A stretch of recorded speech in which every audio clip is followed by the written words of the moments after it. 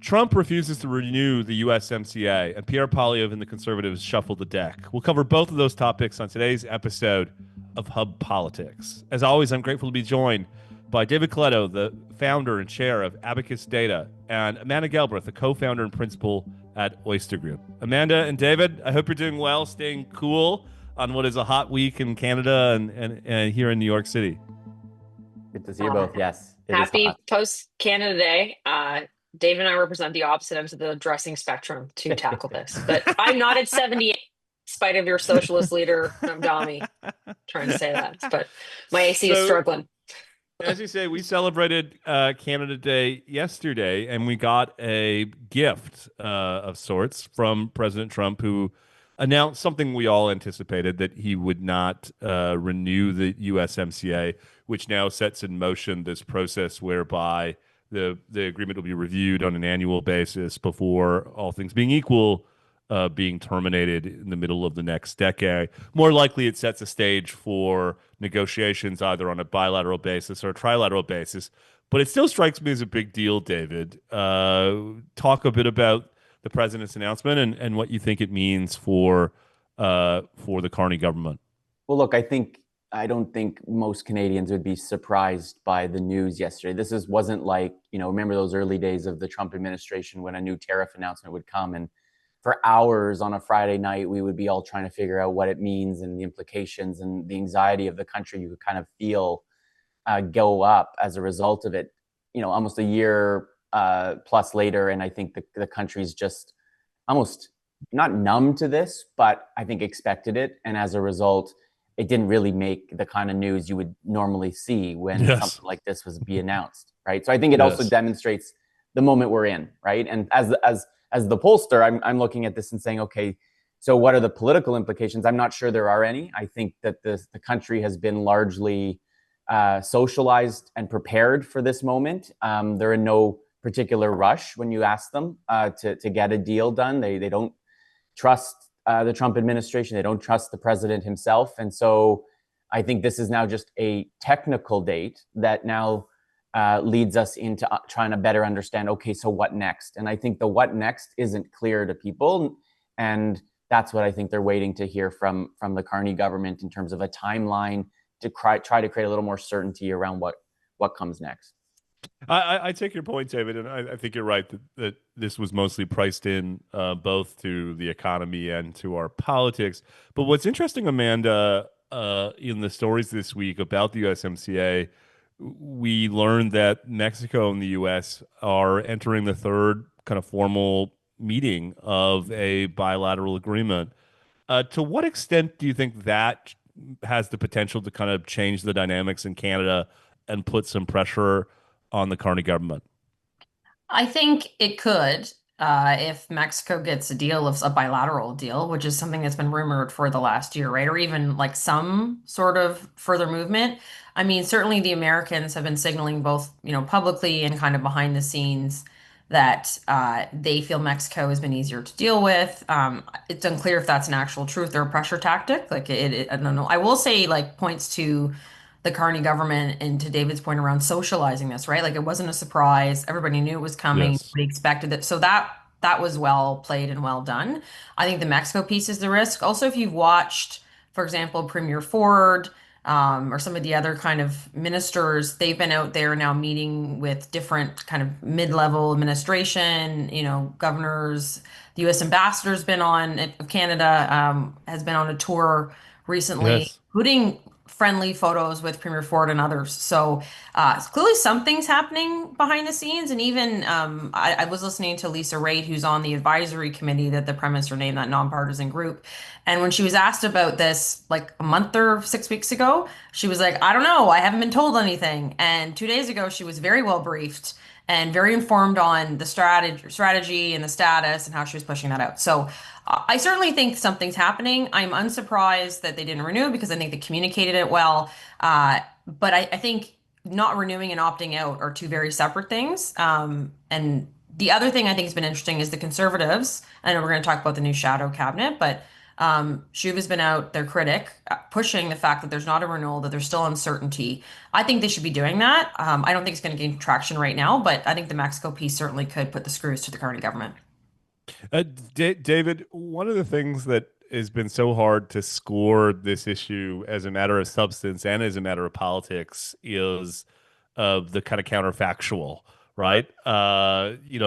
It's almost like we're all millennials here. Those choose your own adventure novels where you come to a juncture and you have to choose which page to go to. And of course, what you would do at the end is you'd go back and test out the alternative scenario, the one you didn't pursue. And we can't do that here. So, in hindsight, if the Ford government doesn't run the Reagan ad, do we have a deal? If we're prepared to compromise on certain issues earlier in the process, do we have a deal by now? I mean, to what extent do you think the Canadian public is prepared to kind of give the Carney government the benefit of the doubt? Or is there a risk that the longer this languishes, people start to do that kind of choose your own adventure analysis about the way that the Prime Minister has handled this file? Well, look, I think it's hard to say for sure. I look at the way the public answers some questions on this and feel that because even if we dipped into a recession and maybe now we're out of one and it's not, the economy's not cooking, but it's not in the depth of the worst that we might have thought it might be a year ago, means that the public is not living any reality here, right? So as much as the tariff situation on a few sectors has been very devastating to those particular sectors and any community that relies on it, for the most part, most Canadians work in the economy in a way that really hasn't been affected by the trade dispute between Canada and the United States in any really material way. And therefore, there's no sense of urgency on their part, right? They're far more engaged on the question of how are we going to get the price of gas down? So the Iran war was actually far more threatening to people's day-to-day lives than the risk of CUSMA not getting renewed or it completely falling apart. In fact, again, I come back to this research that I've done that still was surprising in the sense of we wouldn't have ever thought we would be in this place 5-10 years ago. But when you ask Canadians, if CUSMA entirely just got ripped up and stopped tomorrow, would it be bad for you? Half of the country says no, it wouldn't be. And a sizable portion are I don't know. And so that's where I think this whole conversation about what does this mean isn't really in the realm of reality for most people. And as a result, the political pressure that it puts on the Carney government is almost non-existent. I actually don't think they feel any pressure, particularly from their own supporters. I think the Conservatives are going to put pressure. I think a lot of Conservative supporters that voted for Pierre Poilievre will say, I prove, it reaffirms what they thought about Mark Carney's rhetoric during the election and after. But I don't think for everybody else, it's having that big of an effect. And so that's given this government a lot of space in order to do what it thinks it needs to do to get the deal that's not really politically driven, I don't think. I mean, the selling of it will be politics, but I'm not sure the negotiation period is actually affecting their political brand all that much. Yeah, great insight, David. Now, Amanda, you're talking to people in the industry a lot. We are now into this period whereby the agreement will remain in place, ostensibly with the potential of negotiations taking up at some point. As David said, most of the economy is not presently being hit by tariffs. There are some that are being hit disproportionately. If you're someone in the steel industry or a trade union that's affected or whatever, how do you keep the momentum up? How do you try to kind of build a coalition to take these issues seriously when, as David said, for a lot of people, it's kind of increasingly noise in the background. It's not affecting them, at least in a direct and obvious way in their day-to-day lives.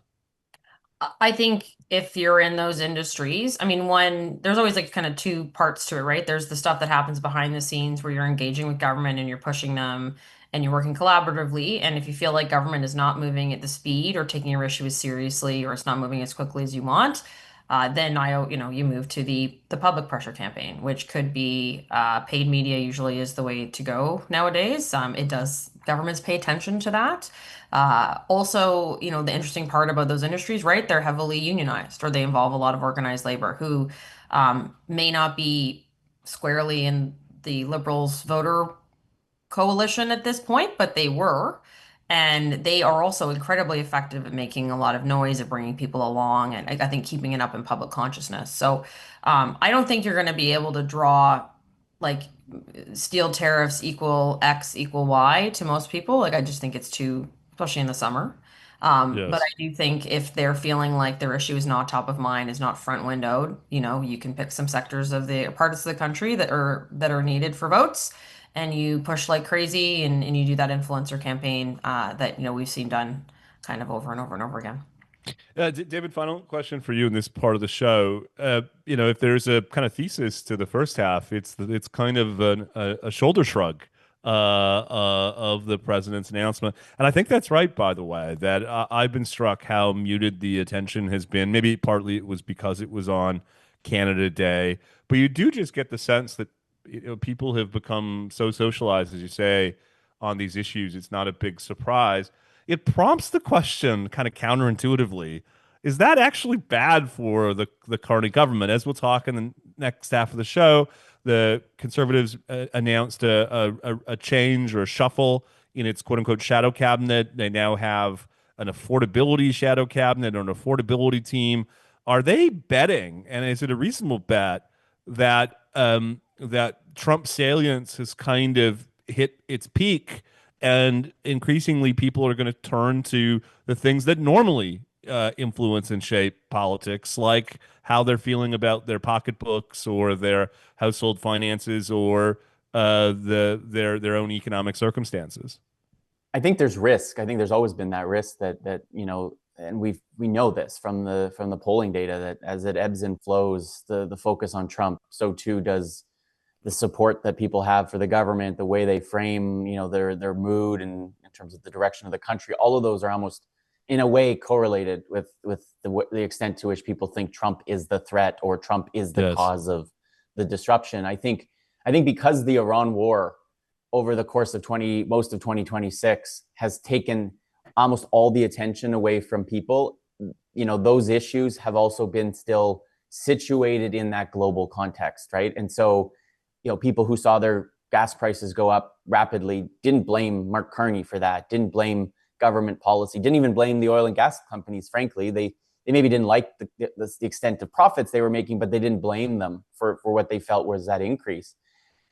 So to your counterfactual question around, okay, but does this maybe hurt the Carney government?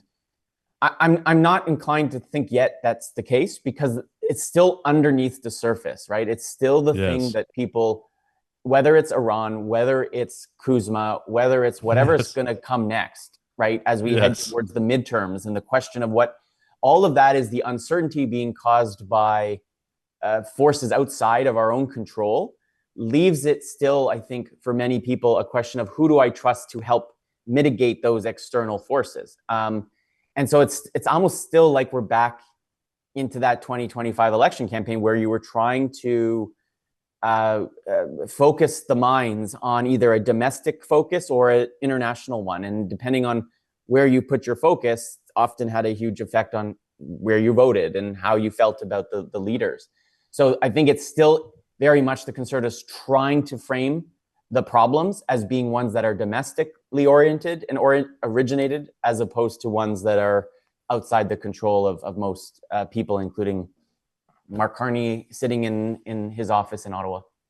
Yeah, one suspects that President Trump will do them no favors with a spectacle this weekend marking the 250th anniversary of the Declaration of Independence, and whatever comes next out of the White House. We'll end the first half of the show there, guys, for free members of the Hub community, and pick up on the back half, exclusive for Hub Heroes and Fellows, where we'll talk about that effort on the part of the Conservatives to try to shift the focus of our political conversation, this time with a new shadow cabinet, the affordability team.